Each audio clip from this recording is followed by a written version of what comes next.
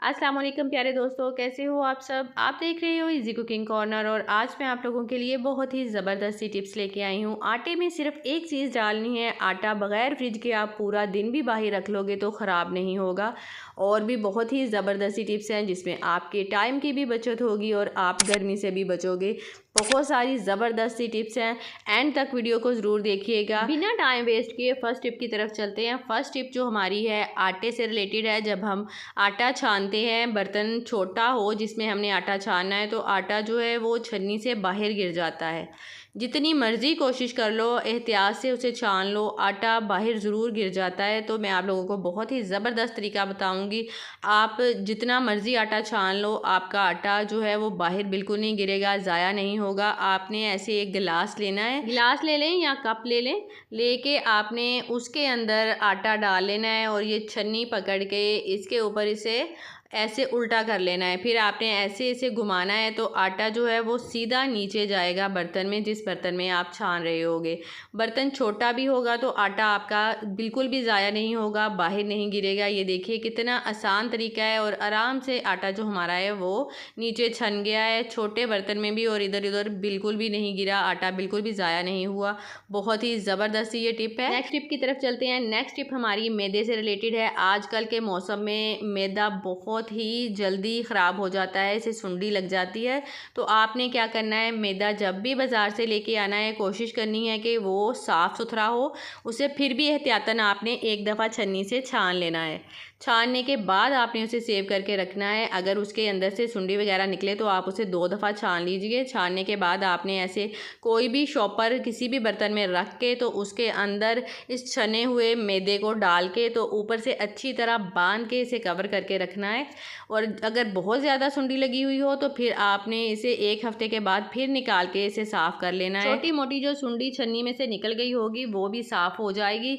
इसके अलावा अगर आपने बहुत ज़्यादा मैदा या आटा वगैरह उसे सेव करना हो तो उसके लिए मैं आप लोगों के साथ इंशाल्लाह बहुत ही ज़बरदस्ती टिप्स शेयर करूँगी। तो आप लोगों को बताऊँगी ज़्यादा आपने आटा या मैदा स्टोर करना हो तो कैसे करना है। ये देखिए मैंने इसे छान लिया। छानने के बाद इसे मैंने शॉपर में डाल के बांध के ऐसे बाल्टी के अंदर ऊपर से कवर करके रख दिया। अब इसे जिधर कहीं भी आपने रखना हो आप इसे रख सकते हो। इसे इंशाल्लाह सुंडी वगैरह बिल्कुल नहीं लगेगी। मैं ऐसे ही इसे सेव करके रखती हूँ। ज़्यादा मेरी कोशिश यही होती है कि जहाँ से मैं मैदा लूँ वो मैदा बिल्कुल साफ़ सुथरा हो। साफ़ सुथरा मैदा अगर आप उसे ऐसे सेव करके रखोगे तो वो बिल्कुल भी उसमें सुंडी नहीं लगेगी। सुंडी वाला जो होता है उसमें बहुत चांस होते हैं कि दोबारा फिर से सुंडी लग जाए। उसके लिए भी मैं आपके लिए अलग से वीडियो बनाऊंगी इंशाल्लाह। आपके साथ मैं अपनी और टिप्स भी शेयर करूंगी जिसके साथ आप के आटे में बिल्कुल भी सुंडी वगैरह नहीं लगेगी। नेक्स्ट टिप जो हमारी है वो है पाए से रिलेटेड। पाए बनाना कुछ लोगों को बहुत ही मुश्किल लगता है।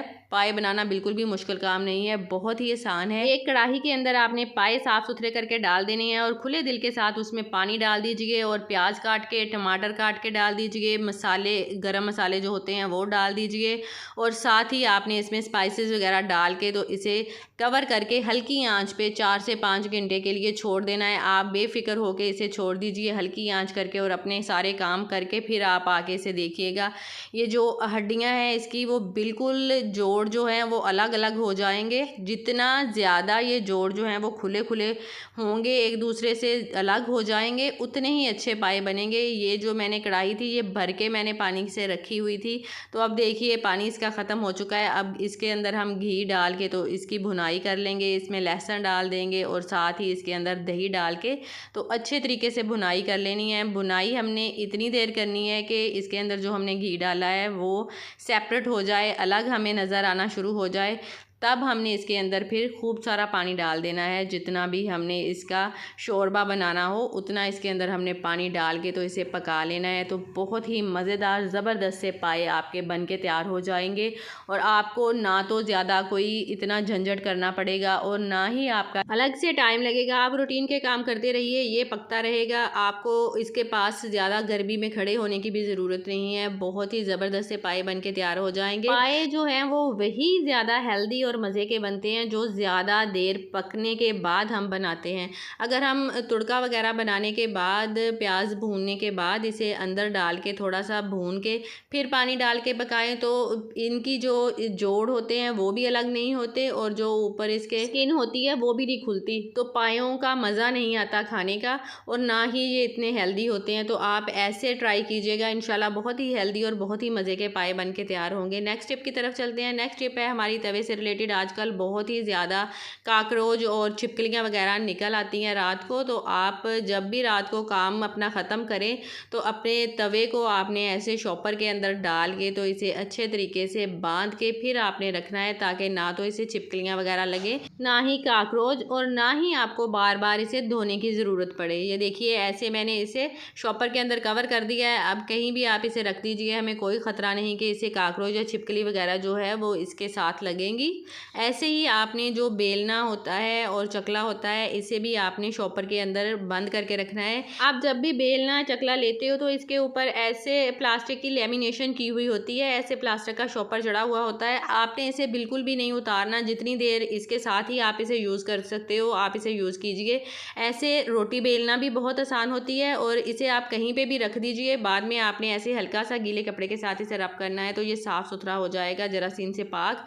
अगर नहीं ऊपर आपके लेमिनेशन वगैरह तो आपने इसे ऐसे शॉपर के अंदर कवर करके तो फिर आपने इसे रखना है, ताकि ना तो इसके ऊपर मिट्टी वगैरह लगे और ना ही छिपकलियाँ काकरोच। आप ऐसे इसे कवर करके तो कहीं पर भी रख दीजिए, ये छिपकलियों वगैरह से महफूज रहेगा और जरासीम से भी। ऐसे साफ़ सुथरा काम लगता है और एक ही जगह पे दोनों चीज़ें आपको मिल जाएंगी, अलग अलग से आपको ढूंढनी नहीं पड़ेंगी। नेक्स्ट टिप जो हमारी है वो है आटे से रिलेटेड। आपने आटे में सिर्फ ये एक चीज़ डालनी है, तो आटा आप बेशक पूरे दिन के लिए 2-3 टाइम का इकट्ठा गूंद के रख लीजिए, बिल्कुल भी ख़राब नहीं होगा। आप उसे फ्रिज के बाहर भी रखोगे तो आटा जो है वो बिल्कुल भी ख़राब नहीं होगा। अब आप सोच रहे होगे कि ये कौन सी चीज़ है जिसके साथ आटा ख़राब नहीं होगा। ये कलवंजी है। आप कलवंजी की 2 चुटकियाँ आटे में डालिए तो आटा बिल्कुल भी आपका ख़राब नहीं होगा और आप बहुत सारी बीमारियों से भी महफूज रहोगे। अल्लाह ताला ने कलवंजी में शिफा डाली हुई है, बहुत सारी बीमारियां जो हैं उससे इंसान बचता है। इस कलवंजी को अगर हम सुबह खाएं, अगर सुबह नहीं खा सकते तो आप ऐसे इसे आटे में डाल के तो आटा गूंद लीजिए। एक तो आपका आटा नहीं ख़राब होगा, दूसरा आप बीमारियों से बचे रहोगे।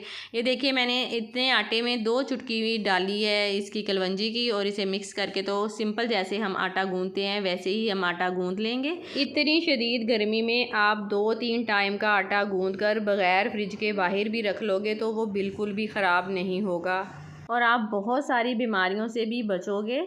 तो वैसे तो कलवंजी जो है वो इतनी खाई नहीं जाती, जितनी भी कोशिश कर लें तो खाई नहीं जाती। आप ऐसे अगर अपनी रूटीन बना लें इसे आटे में डाल के खाने की, ऐसे एक तो पूरी फैमिली को आप कलवंजी खिलाओगे और सारी फैमिली आपकी बीमारियों से महफूज होगी और दूसरा आपका फ़ायदा कि आप इकट्ठा आटा जो है वो 2-3 टाइम का गूंद सकते हो, आपका आटा भी ख़राब नहीं होगा।